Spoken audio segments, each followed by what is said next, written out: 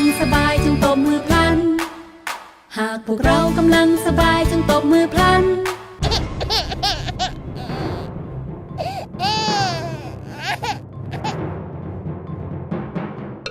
นี่มาเล่นทรายกันนี่เข้าไปเลยเชฟไม่รู้ว่าดาวจะทำได้หรือเปล่าเพราะว่าดาวทำยาก เด็กๆเล่นอะไรกันครับ เล่นทราย ครับสนุกไหม สนุก ไว้ทำรูปอะไร ดาว รูปดาวแล้วน้องบิงล่ะน้องบิงทำรูปหอยโอ้โหที่ขุดทรายบิงอันใหญ่มากอ่ะหุยเรามีที่ขุดทรายอยู่ตรงนี้เยอะเลยไปเรามาขุดกัน เยอะเลยเหรอพ่อ หุยลองขุดตรงนี้สิทำไมเป็นแบบนี้ล่ะเหมือนมีอะไรอยู่หรือเปล่า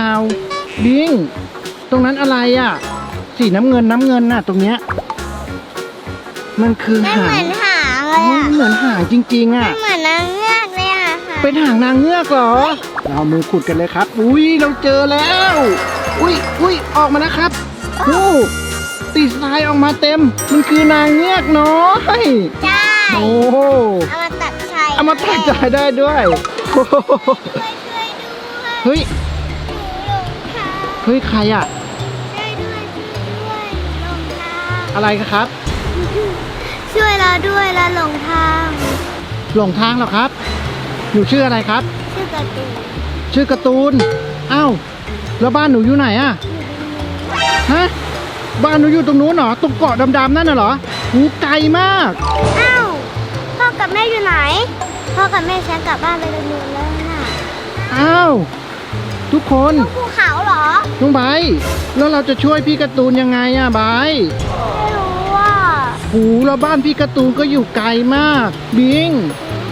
ช่วยพี่การ์ตูนนะอ้าวหนูถืออะไรมาลูก หนูมีแท่งกวางยาง อ้าวเป็นแพห่วงยาง หรือว่าเราจะเอาแพให้พี่การ์ตูนนั่งกลับบ้าน นี่เราได้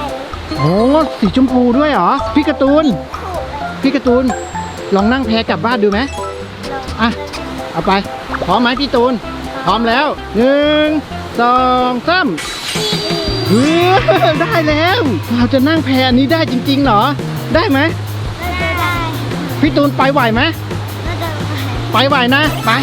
ปส่งพี่ตูนลงน้ำทะเลเลยครับ เดี๋ยวก่อนนะทุกคนแพนี้มันจะรับน้ำหนักพี่การ์ตูนไหวไหมพี่การ์ตูนตัวใหญ่ใช่ไหมเดี๋ยวเราลองให้น้องไบร์ทลงก่อนไบร์ทลงเลยครับ จะทำให้ดู มาลงน้ำทะเลลึกๆหน่อยคลื่นมันแรงเฮ้ยมันเป็นยังไงไบร์ทไปไหน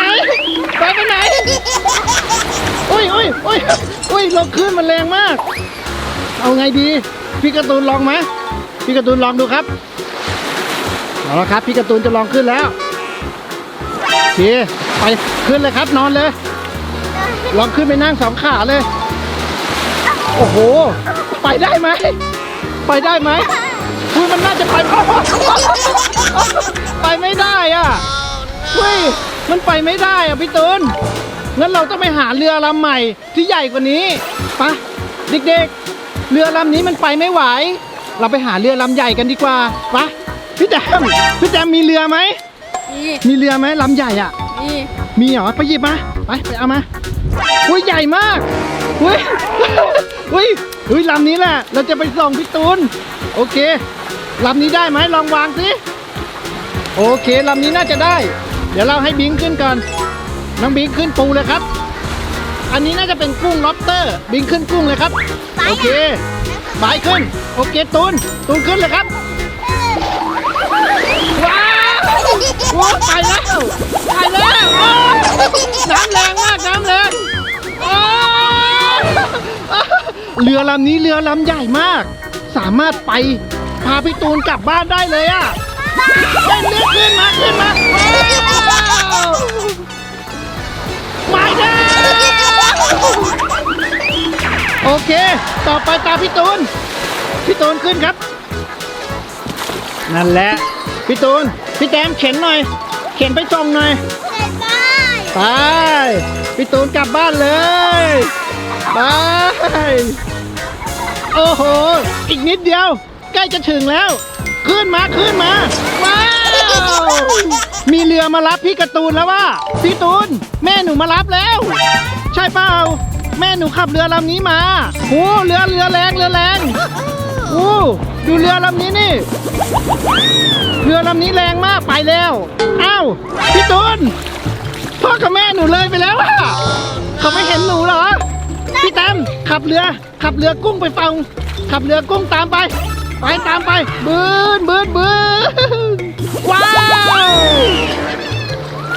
โอ้ไปแล้วบ๊ายบายทุกคนบ๊ายบายแล้วเจอกันนะบิงกลับมาเขากลับบ้านเขาแล้วบ๊ายบายแล้วเจอกันนะ หนูเปียกแล้ว เล่นน้ำได้เลยน้องไบร์ทน้องบิงดีใจมากๆวันนี้ เราได้ช่วยเหลือคนด้วยใช่ไหมช่วยเหลือพี่การ์ตูนด้วย ตรงนี้ลึกไหม สนุกไหมเด็ก สนุก ๆโอเคทุกคน ตอนนี้นะครับพี่การ์ตูนก็กลับบ้านแล้วดูสิไปถึงเกาะแล้วมั้งเกาะตรงนั้นน่ะโอเคเด็กๆงั้นสำหรับคลิปนี้เราก็ลาไปก่อนฝากเพื่อนๆกดติดตามเป็นกำลังใจให้ช่องบิงไบท์ด้วยนะบ๊ายบาย กระดิ่งด้วยนะ โอเค ต้อง